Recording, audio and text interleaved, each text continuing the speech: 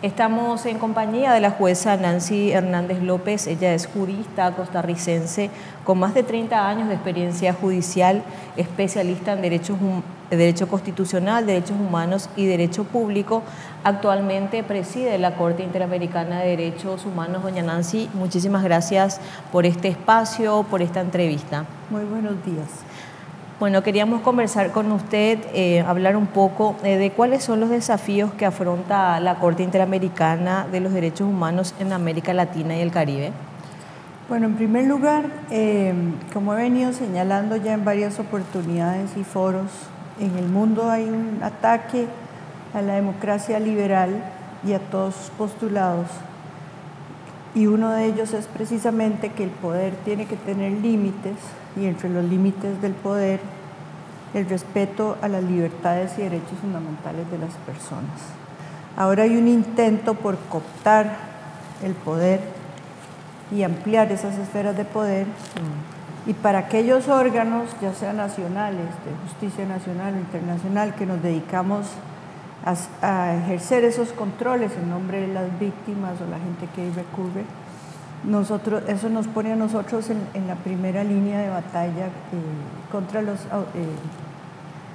parte de los autócratas y populistas. Entonces, en este momento hay campañas pagadas contra los tribunales, la independencia de los tribunales, o para desprestigiar de fake news, y eso mina la credibilidad de las personas en los tribunales. Luego los desafíos de derechos humanos de la región son cada vez mayores, porque tenemos una región que tiene los desafíos de siempre, ¿verdad?, que no los ha podido superar, de ese tránsito de las dictaduras hacia las democracias que no se ha logrado consolidar, como las desapariciones forzadas, las ejecuciones extrajudiciales, la persecución de periodistas, de jueces, la discriminación. Y a eso hay que sumarle los nuevos desafíos de derechos humanos, como la emergencia climática, que va a implicar desplazamientos y migraciones por razones climáticas en la zona de millones de personas. Y estamos hablando en los próximos 10 años, según la mejor ciencia disponible, por el aumento de las temperaturas y de las aguas que va a afectar islas insulares y costas. Y en tercer lugar, el desafío del impacto de la inteligencia artificial transversalmente sobre todos los derechos humanos, desde las fuentes de trabajo, la libertad de expresión, la privacidad, los derechos de propiedad intelectual, en fin, estamos viviendo una serie de fenómenos y de desafíos, todos al mismo tiempo en la región, que ponen mucha presión sobre los órganos que nos dedicamos a la defensa de los derechos humanos. Y en base a todo eso también, el cumplimiento de las sentencias a nivel regional, ¿cómo se está viendo desde la Corte Interamericana? Con avances y retrocesos. Tenemos una gama de países, por ejemplo, como Costa Rica, que me siento orgullosa que tiene un 100% de cumplimiento de las sentencias, o países como Venezuela, que no tienen ningún cumplimiento de sentencias, y en el medio tenemos países que hacen un gran esfuerzo por ir cumpliendo sobre todo las medidas de no repetición, que son las medidas estructurales que requieren cambios legislativos o nuevas políticas públicas para quitar de raíz las violaciones, los hechos estructurales que dieron pie a las violaciones. Entonces a veces tenemos países muy comprometidos que van cumpliendo muy rápidamente, otros que van a un ritmo más moderado, y eso va cambiando, depende del momento histórico, del tipo de medida, pero sí puedo decirle que en todos los periodos de sesiones resolvemos situaciones de cumplimiento de sentencias y se ven los avances. Y dentro de esa serie de sentencias y de cumplimiento de ellas, en nuestro país, ¿cómo está? ¿Cómo Paraguay también se puede convertir en un modelo de cumplimiento? Bueno, Paraguay tiene un modelo de cumplimiento de sentencias, el SICORES, Es que para ver el nombre. Sí. Es que no, aquí no tengo el nombre, que es modelo y que funciona porque centraliza en cabeza de altas autoridades todas las oficinas que tienen que ver con el cumplimiento de sentencias de la Corte. Nosotros tenemos, en el caso de Paraguay, 10 casos en etapa de supervisión de cumplimiento. Han venido avanzando y se ha venido supervisando en forma particular los 3 casos indígenas paraguayos, ¿verdad? Yaqui Arsas, Aguayamasca. Y esos han venido avanzando mucho, se han hecho visitas in situ, audiencias de supervisión ahora en este periodo de sesiones. Y yo veo una gran voluntad de las autoridades paraguayas además por avanzar. Tuvimos reuniones con el Senado y, por ejemplo, tenemos resultados concretos, como es el caso Córdoba, donde ya se emitió la ley que la Corte pidió como medida de reparación para regular el tema de la sustracción internacional de menores. Entonces, yo veo que Paraguay está haciendo grandes esfuerzos por cumplir con las sentencias de la Corte. Y eso es lo más importante, la voluntad, porque si la voluntad no se mueve nada, pero con la voluntad se mueve todo. Y yo veo que vamos por buen camino.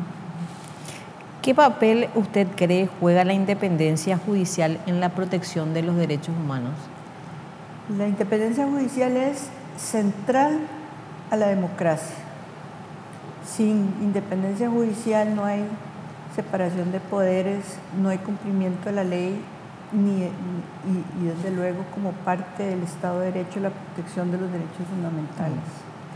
Y como se trata a veces de lo que se llama un contrapoder en el sentido de que le toca proteger minorías, grupos vulnerables o personas que se enfrentan a abusos de poder, es crucial que estén los jueces protegidos y que tengan la independencia para resolver conforme a la Constitución y la ley. Sin eso no puede haber justicia, sin justicia no puede haber democracia, y a mí me parece que sin democracia no puede haber desarrollo ni paz social. En base a su experiencia también como jurista y integrante de la Sala Constitucional, ¿cómo se puede proteger justamente a esos jueces de las presiones externas cuando se tratan de casos de alto perfil, por ejemplo, doctora? Mire, lo más importante es darles una carrera judicial que les garantice estabilidad y que la remoción de los jueces o la disciplina de los jueces solo sea por causales legalmente establecidas previo debido proceso por un órgano imparcial. Si los jueces saben que tienen protección en su estabilidad laboral y que no van a ser atacados injustamente en el ejercicio de sus funciones, van a poder cumplir con objetividad y tranquilidad su trabajo. Entonces, en primer lugar, una carrera judicial que les garantice esa estabilidad y protección, buena capacitación y salarios dignos, me parece que son 3 elementos fundamentales para una judicatura independiente. Hablaba usted también sobre la libertad de prensa, la libertad de expresión. ¿Qué medidas concretas puede tomar un Estado, en este caso el Estado paraguayo, por ejemplo, para fortalecer la mesa de seguridad de protección y garantizar el ejercicio de nuestra profesión? Bueno, hay un proyecto de ley que me parece que es un buen comienzo, donde se busca darle a periodistas una protección especial en su trabajo y que tenga un interlocutor permanente como es esta mesa de seguridad, que puede ser una fórmula adecuada para que haya un diálogo permanente entre periodistas y poder político sobre cuáles son las condiciones de trabajo que se necesitan. Me parece que esa ley es fundamental. ¿Qué medidas podemos adoptar para evitar la censura previa y las restricciones ilegítimas a la libertad de prensa, como se señala en el caso Claudia Reyes y otros versus Chile, doctora? Bueno, es clave la aplicación del artículo 13 de la Convención Americana, y como son los jueces los que tienen que aplicar frente a un reclamo concreto de censura previa Tendría que haber muy buena capacitación de los jueces para que por control de convencionalidad puedan aplicar los estándares de la Corte. También mecanismos de acceso a la justicia rápidos y eficientes, eficaces, para que se puedan resolver cualquier reclamo en un corto plazo. Entonces, en algunos países se trata del recurso de amparo, que es un recurso en la mayoría de los países informal, celero, sencillo y que se resuelve con una prontitud especial, para que en cuestión de un plazo de 1 mes o 2 meses sea lo máximo que se resuelva un reclamo de este tipo, para que se pueda restablecer cualquier violación a los derechos fundamentales que tenga que ver con libertad de expresión o censura en un plazo corto. Porque ahí sí, si justicia tardía, justicia denegada, es el doble de grave cuando se trata de temas de libertad de expresión y censura, porque de nada serviría que los tribunales resuelvan en 5 años una situación de acceso a información o censura, ¿verdad?, tardíamente, porque entonces eso altera toda la dinámica de control que hace la prensa, del ejercicio del poder y de transparencia, y le pierde relevancia e inmediatez la información. Entonces, uno de los temas más importantes es el acceso a la justicia, pero la prontitud también en la resolución de esos reclamos. Entonces, tienen que haber mecanismos en la legislación, ya sea a través de recursos de amparo u otros, para que si un periodista o ciudadano requiere un acceso a información pública, pueda requerirlo y ser resuelto en un corto plazo. Y para eso hay leyes de acceso a información pública, modelos, ¿verdad?, en varios países que se pueden tomar de referencia. Hablamos también del sistema penitenciario, Presidenta. ¿Cómo nosotros o cómo Paraguay puede garantizar que los reclusos sin condena, que tienen una duración excesiva de la prisión preventiva, se pueda garantizar que se utilice estrictamente, se utilice de manera estricta solamente el periodo que tiene que estar la persona privada de libertad, como establece la Corte Interamericana en su jurisprudencia? Porque acá en Paraguay tenemos un abuso de la prisión preventiva. Bueno, eso hemos tenido una reunión con el Ministerio de la Defensa, muy interesante. Vamos a colaborar mucho en capacitación. Lo que hay que hacer es que la defensa en cada caso de esas personas esté vigilante de que se cumplan los estándares interamericanos y los plazos, y le sometan a los jueces esos reclamos para que los tengan que resolver en tiempo oportuno. Y se requiere muchísima capacitación también a nivel de la justicia, para que los jueces entiendan que el abuso de la prisión preventiva viola la Convención Americana, pero sobre todo produce un efecto inverso sobre la sociedad, porque muchas personas inocentes debe haber esperando justicia, que sufren los efectos adversos de estar en prisión. ¿Cómo se puede aplicar la jurisprudencia de la Corte sobre el debido proceso y la justicia en lo que es el contexto Paraguay, específicamente en relación a los reclusos sin condena, doctora? Como le digo, eso es un trabajo que tiene que hacer la defensa en cada caso concreto.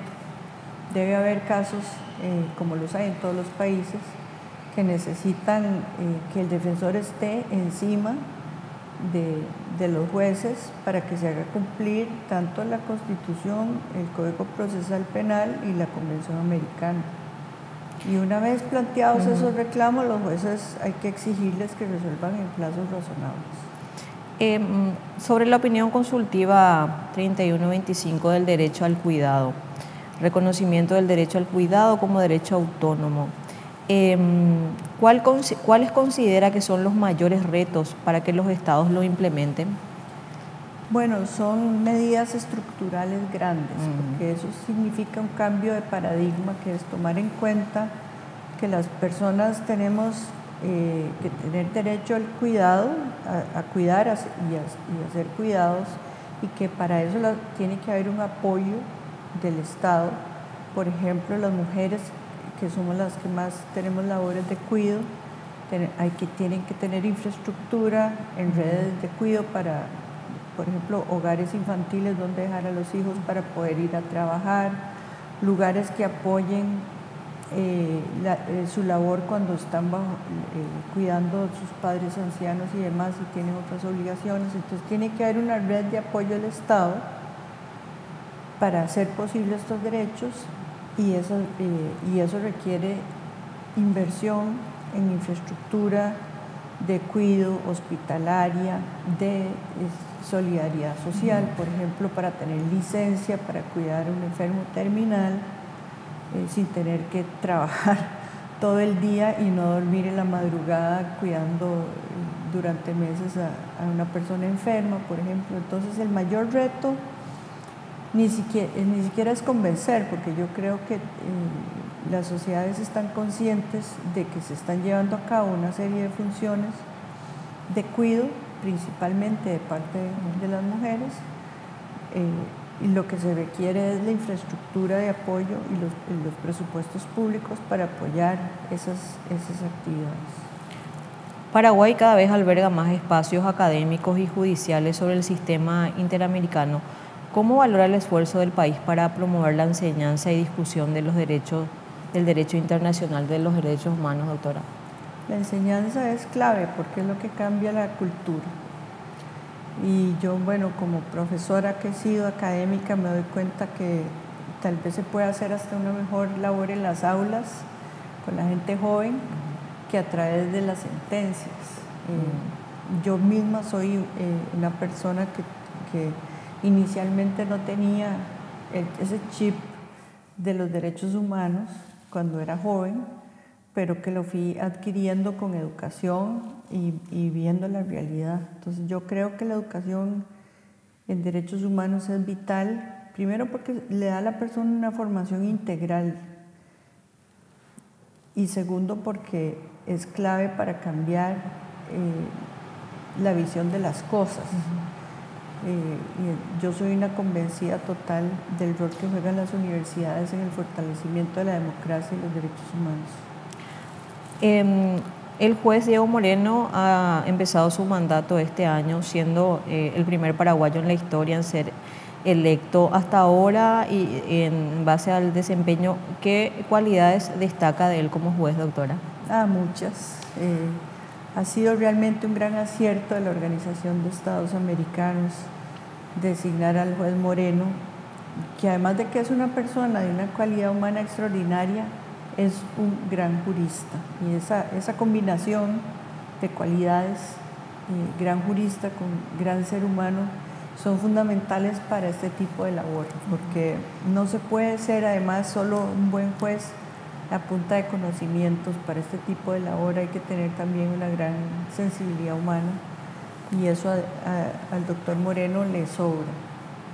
Además ha sido como una fuerza que ha venido con gran fuerza al tribunal a inyectarnos mucho entusiasmo y es un compañero además de muy trabajador, muy solidario.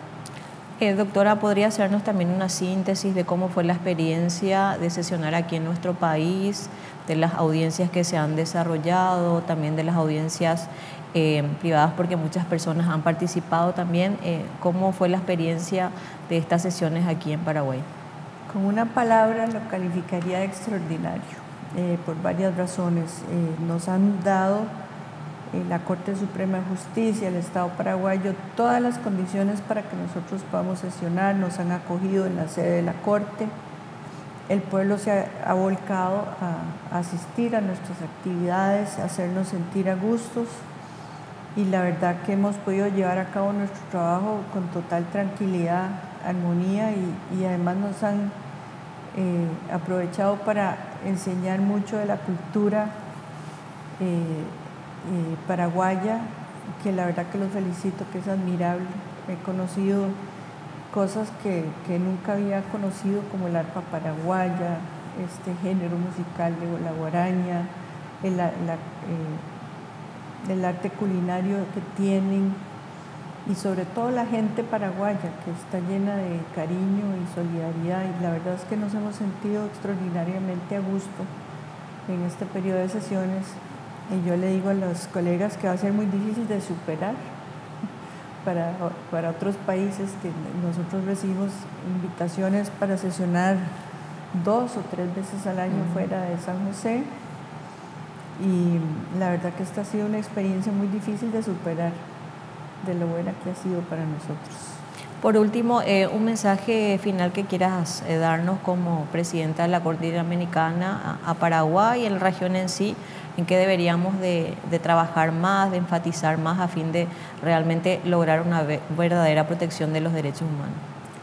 Miren, nunca rendirse, porque Paraguay ha sido un ejemplo, como lo dije en mi discurso inaugural, de resiliencia, y tiene un anhelo de libertad que tiene que seguir siendo la brújula que guíe todas las actuaciones políticas públicas y actuaciones de la sociedad.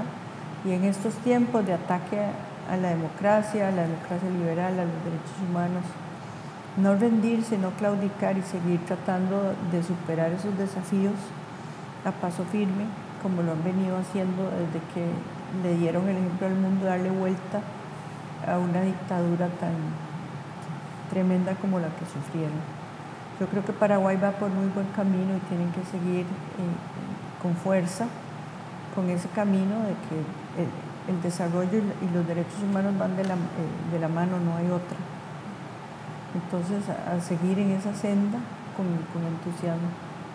Muchísimas gracias por este espacio. A ustedes, muchas gracias.